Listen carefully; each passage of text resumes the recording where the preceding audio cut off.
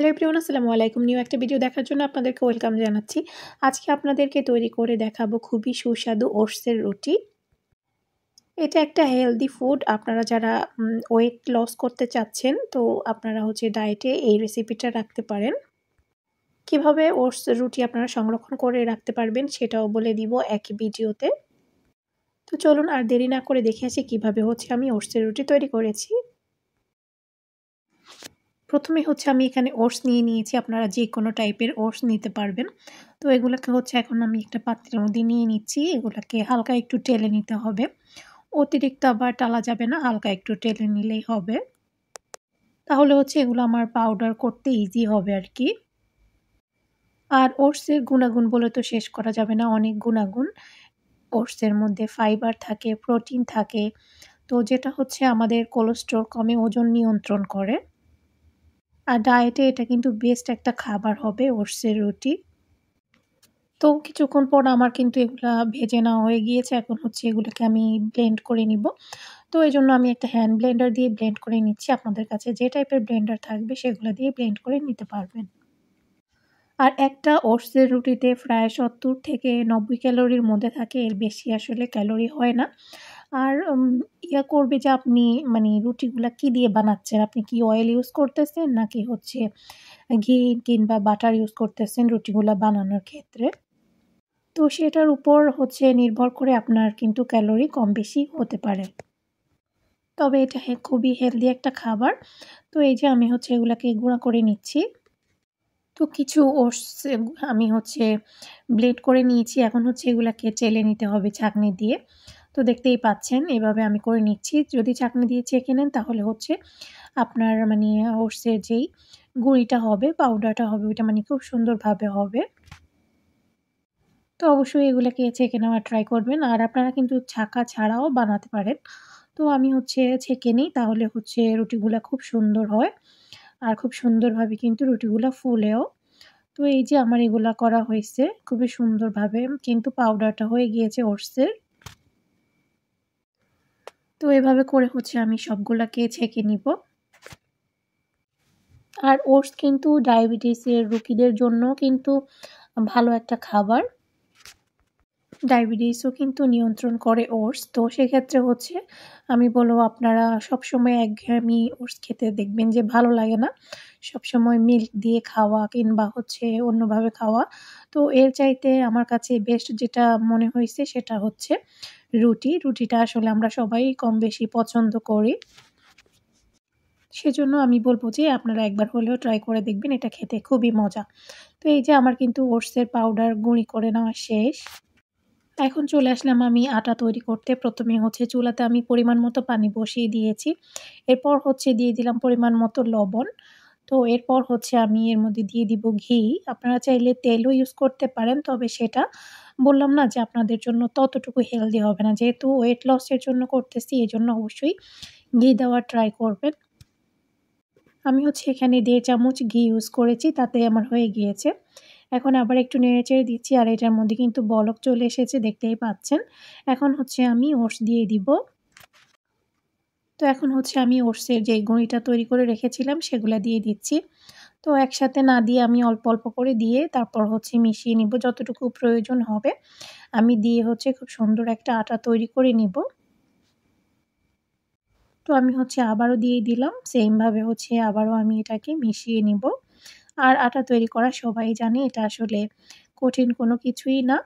তো এই যে দেখতেই পাচ্ছেন। তো এখন আমি চুলাটাও কিন্তু অফ করে দিয়েছি। আমার আটাটা কিন্তু হয়ে গিয়েছে। এভাবে আমি ৪-৫ মিনিটের জন্য এটাকে একটু ঢাকনা দিয়ে রেখে দিব। তো ফিরে আসছি আমি ৪-৫ মিনিট পরে। চলে আসলাম এখন রুটিগুলা বানানোর জন্য। তো আমি পরিমাণ মতো আটা নিয়ে নিয়েছি। এরপর যেটা দিয়ে আমি বেলবো সেটাও কিন্তু ওটসের গুঁড়ি। অন্য গুঁড়ি দিয়ে কিন্তু বেলা যাবে না। আপনারা চাইলে কিন্তু সবগুলা আটা প্রথমে মথে নিয়ে তারপর বানাতে পারেন, কিংবা এভাবে করেও বানাতে পারেন। তো আমি পরিমাণ মতো আটা নিয়ে নিলাম, যতটুকু দিয়ে আমি একটা রুটি বানাবো আর কি। তো আপনারা আসলে কতটুকু সাইজের রুটি বানাবেন ওইটা হিসাব করে বানিয়ে নেবেন। তো এরপর এখন আমি একটা রুটি বানিয়ে নিব। এখন হচ্ছে আমি রুটিগুলাকে বেলে নিচ্ছি, দেখতেই পাচ্ছেন। আর আমি যেটা ঘি দিছি, ঘি দেওয়ার কারণে মানে এটা আর হচ্ছে হাতে লেগে যাবে না। খুব সুন্দরভাবে কিন্তু রুটিগুলা বেলা যায়। তো আপনারাও চেষ্টা করবেন ঘি দিয়ে করার জন্য। তেল দিয়েও করতে পারবেন, তবে সেটা একটু আনহেলদি হবে। যেহেতু এটা ডায়েটের রেসিপি। তো যাই হোক, আমার কিন্তু একটা রুটি বেলা হয়ে গিয়েছে, দেখতেই পাচ্ছেন। এভাবে আমি এখন আরেকটাও বেলে নিব। তো এখন হচ্ছে আমি আরেকটা রুটিও বানিয়ে নিচ্ছি। আর ওটস খেলে কিন্তু আপনার পেট অনেকক্ষণ পর্যন্ত ভরা থাকবে। মানে মনে হবে না যে আপনার খিদা লাগছে কিছু একটা। অনেকক্ষণ পর্যন্ত আপনি দেখবেন যে আপনার কোনো মানে খিদা লাগে না, খিদা কমে যায়। তো এইজন্য আমি বলব অবশ্যই ওটসের রুটি আপনারা খেয়ে দেখতে পারেন। আর এগুলা কিন্তু আপনারা ফ্রোজেন করে রেখে দিতে পারবেন। তো আমি আপনাদেরকে দেখাবো আমি কিভাবে ফ্রোজেন করে রাখি। আমি হচ্ছে পরোটা কিনে আনলে ওগুলার ভেতরে যেই পলিথিনগুলা দেওয়া থাকে ওগুলা রেখে দেই। ওইগুলা দিয়ে হচ্ছে আমি এই ওটসের রুটিগুলাকে এভাবে করে আমি রেখে দেই। একটা রুটি দেই, এর উপরে হচ্ছে একটা পলিথিন দেই। এভাবে করে আপনারা কিন্তু ডিপ ফ্রিজে এগুলাকে সংরক্ষণ করে রাখতে পারবেন।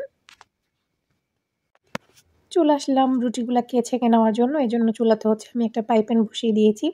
ফ্রাই প্যানটা যখন একটু গরম হয়ে আসবে তখন হচ্ছে আমি একটা রুটি দিয়ে দিচ্ছি। এরপর হচ্ছে একটা পাশ যখন একটু হয়ে আসবে এরপর হচ্ছে আমি এটাকে উল্টিয়ে দিচ্ছি।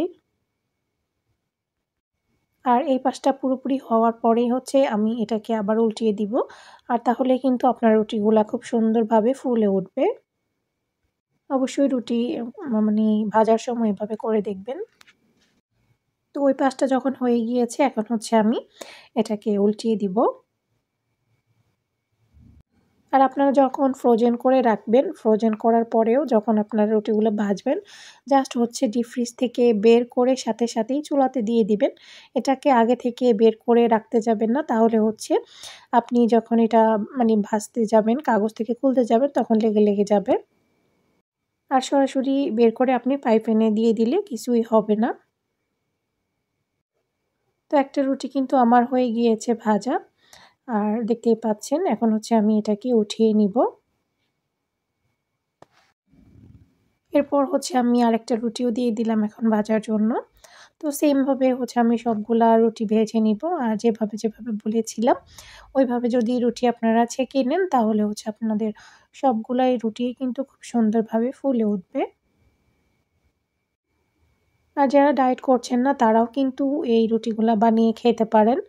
খুবই স্বাস্থ্যকর, যেহেতু ওটস দিয়ে বানানো, ওটসে প্রচুর পরিমাণে ফাইবার থাকে, প্রোটিন থাকে। কিছু রুটিকে আমি ছেঁকে নিয়েছি, বাকিগুলো আমি ফ্রোজেন করে রেখে দিয়েছি, কিছু আবার নরমালেও রেখেছি। আর দেখতেই পাচ্ছেন রুটিগুলা কতটা সফট হয়েছে। আমার রেসিপিগুলো ফলো করলে আপনাদের রুটিগুলোও কিন্তু এরকম সফট হবে। আর রুটিগুলা কিন্তু আপনারা যেকোনো তরকারি, ডিম সব কিছুর সাথেই খেতে পারেন, কিংবা এমনি একটু ঘি লাগিয়ে খেতে পারেন। গরম গরম একটু ঘি লাগিয়ে এই ওটসের রুটিগুলা খেতে কিন্তু অসাধারণ লাগে। বিশ্বাস না হলে একবার হলেও এভাবে খেতে পারেন। আমি মনে করি আপনাদের খুবই ভালো লাগবে। তো আমি হচ্ছে একটা আপনাদেরকে একটু ছিঁড়ে ভেতরটাও দেখিয়ে দিচ্ছি যে কতটা সুন্দর হয়েছে। আর ভেতরে দেখতেই পাচ্ছেন পাট হয়ে গিয়েছে। একদম পারফেক্ট রুটি হয়েছে আরকি। যাই হোক, আজকের রেসিপিটা এই পর্যন্তই ছিল। আশা করি আপনাদের ভালো লেগেছে। নেক্সট কোনো ভিডিও নিয়ে আবার চলে আসবো। সে পর্যন্ত সবাই অনেক বেশি ভালো থাকবেন। আজকের মতো এখানেই, আল্লাহ হাফেজ।